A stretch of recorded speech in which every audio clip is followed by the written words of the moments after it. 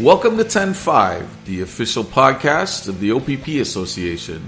My name is Scott Mills. I am one of your hosts for our podcast. And I'm Emily Brown. I'm your other co-host and co-producer of the podcast. For those of you listening maybe for the first time, the OPP Association represents nearly 10,000 members of the Ontario Provincial Police in Canada. And our members are at the heart of everything we do, and they are our greatest strength. And we're dedicated to keeping our members and the public informed about key issues that impact policing across Ontario. And today we welcome Ontario Provincial Police Association Director Dave Dubé to the show. And Dave's going to speak with us about the OPPA Modernization Committee. Welcome, Dave. Thanks, Scott. Thanks for having me. Yeah, thanks for joining us, Dave, and for giving us a recap regarding the presentation that you, along with Branch 4 Vice President Dan Pyra, Branch 2 President Carl Thomas, Executive Officer Ryan Sage, and our Manager of Member Services, Amy Fabiano, delivered to the delegates and staff at the most recent 2024 OPPA AGM that was hosted in Collingwood last week. Yeah, thanks for having me. And the more awareness we can create about what we are trying to do for the modernization, the better. If we can get the broad membership to give us ideas and assist us with it, it'll make our job that much easier. And we've already got some good ideas going around the table, but every little bit of input from the membership helps. Well, Dave, I know that you and everyone on this committee have put a lot of thought into this to this point, and I know you've spent a lot of time preparing the presentation for the AGM, and I think we're just going to turn it over to you so you can introduce who your committee members are, and maybe you could walk through your presentation for us, if that's okay with you. Yeah, sure. Thanks.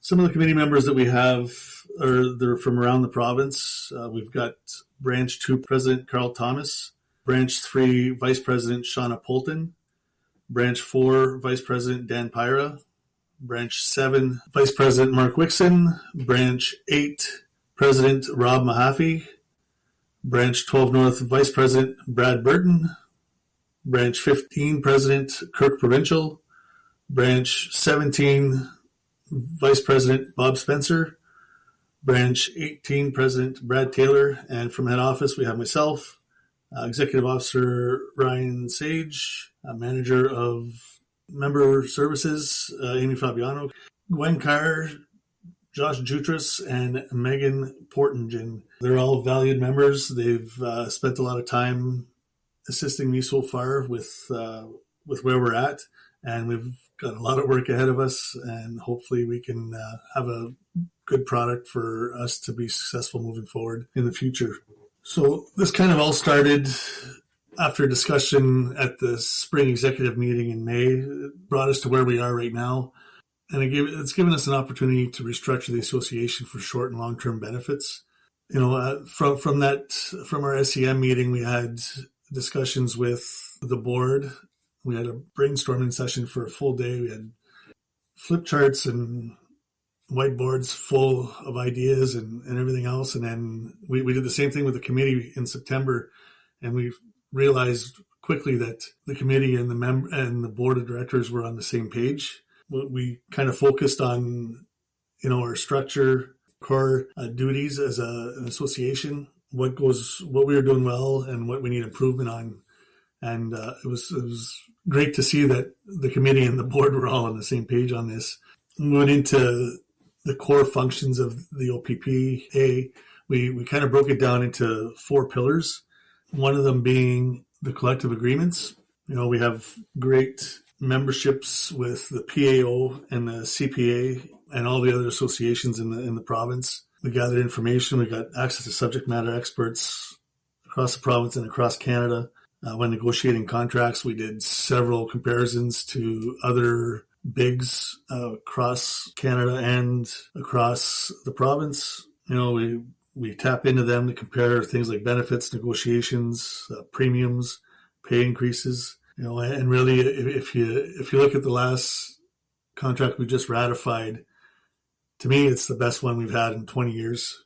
By far, our negotiations team did a wonderful job at negotiating the contract that we do have. We have subject matter experts at office that protect the collective agreements and assist our members in disputing violations to the collective agreements.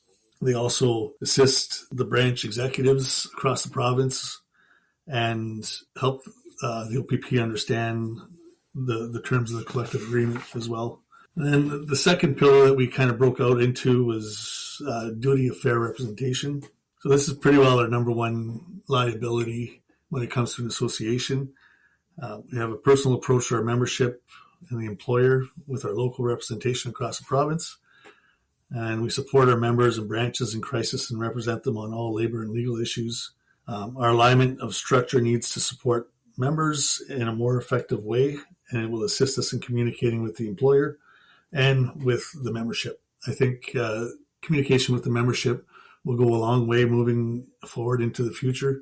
The more information they have, the easier it is for them, and the easier it is for them to access. That'll make us successful and make it easier on everybody moving forward. The third thing that was important to us as core function is our benefits. We are in negotiations right now with our benefits.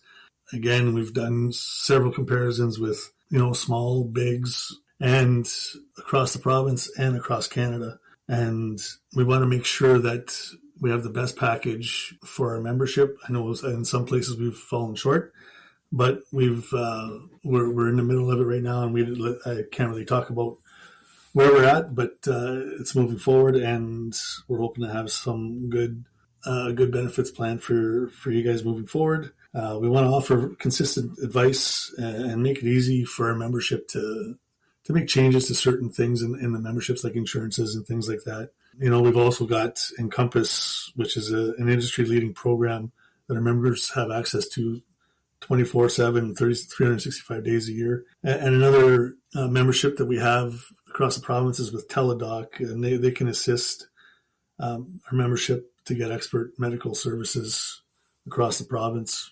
And our last but not least core function would be our corporate operations. We have to have our two-way communication with our membership.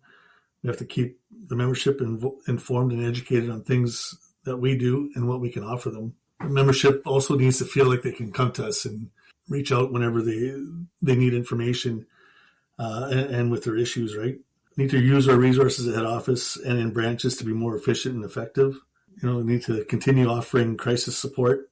And succession planning is a big thing throughout the organization at all levels. So we need to continue doing that. And all these things that we need to continue doing, we need to do them better as well to be more successful in the future. We're looking at, we've come a long way in the IT world, and a lot of the things that we do now is technical, and this will help.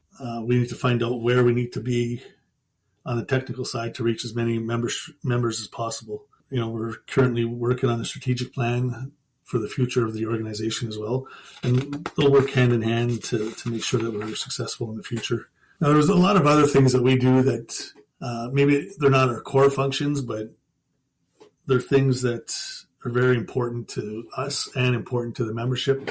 Things like, our member discount pages or social events, retirement seminars, service awards, the bursaries that we offer, students of our members, our training and our branch meetings where members can go and get information on what's going on in the association and updates on certain things like ratification and implementation of the collective agreements.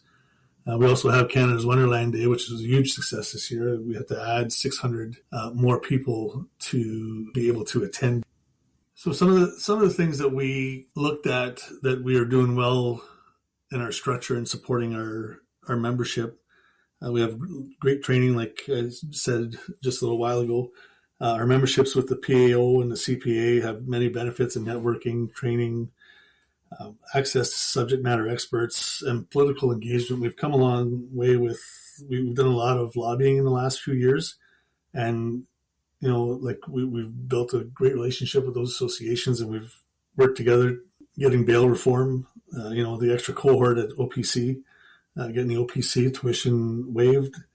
And we've been working on a program with the government for a marketing campaign, and we've received funding from that. And we're just kind of looking at where we're going to go with it, and there'll be more to come on that. It's pretty well a campaign to promote the policing career and to have more people interested in applying, because applications have been down in the last few years. The engagement with the contract ratification is amazing. Like 75% of our members voted. When I talked to other associations about it, most of them have never had over 50% voting for a contract. So that's great. And we need to kind of capitalize on that right now to provide information to the membership, because we've got such a high number of members that voted and that are registered to our website. It's a good time to jump on that and make sure we provide them with information and things that the membership wants. We have excellent in-house counsel and on-call lawyers that take care of our membership for SIU, CSPA, and OPPA cases. And, we have a really productive relationship with CCT and continue to have quarterly meetings to go over and resolve issues. We also support our members in attending the memorials, the spring and the fall memorials. One's in Toronto, one's in Ottawa. Now, we kind of went to when Emily mentioned Dan Pyra and EO Ryan Sage, they kind of talked about, in the presentation, he talked about opportunities for branch structure and challenges for branch structure and head office structure.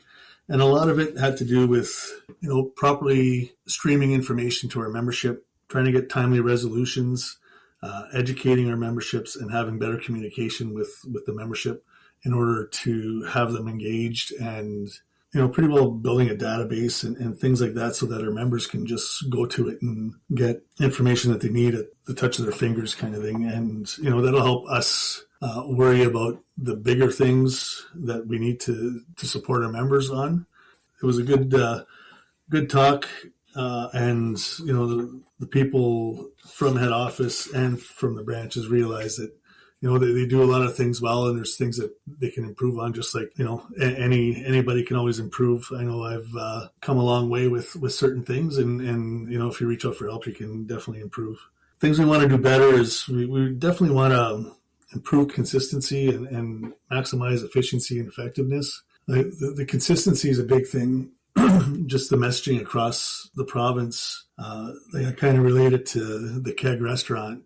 I've never been to the keg restaurant and had a meal that didn't taste the same at every keg. They strive on consistency. And I think that if we do the same and our members are informed the same way across the province with the same messaging, it goes a long way and makes our job easier to communicate with our members.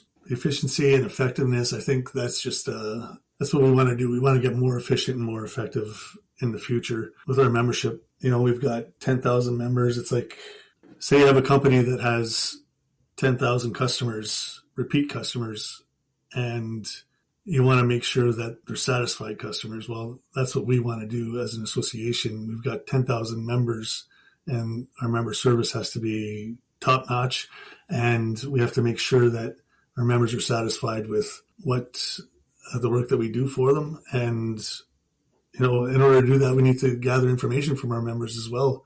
We need to go out there and figure out what they want from us and why they want to be part of the OPP Association. I think like some of the outcomes of us modernizing our structure, we can get timely resolution of issues. We can get engagement from the membership. That's a huge piece. If the membership is involved and engaged with us, then they'll be more informed and more educated on things that we do and things that we offer, and just things in general. Like a lot of times, if you don't, before I got involved with the association, I had no clue what certain things were in the collective agreement, and then I didn't even know that some of the things existed in the collective agreement. So, it was only when I joined the association, we want people to know that there's certain things out there for them and certain things out there that protect them and whatever the case may be. But they don't have to become part of the association. We just want to educate them to make sure that they know what their rights are. And we also want an equitable workload across the province. Consistency of information is huge, and effective triaging and streamlining of calls that we get into either head office or to our staff and to our branch executives. We really have to create like more of a teamwork and work in synergy with our membership. And just so that I know that, we will never get 100% member satisfaction out there, but we want to do our best to try to get that 100% member satisfaction. We want a one-stop info shop for our members and for the employers, so that the employers also informed, so that they don't create problems against the collective agreement that we're here to take care of and take care of our members. So in order to do this, this is a big project. It's going to take a long time. So we got to gather information. We got to gather information like internal information, external information. We got to do environmental scans. We got to get input from our members.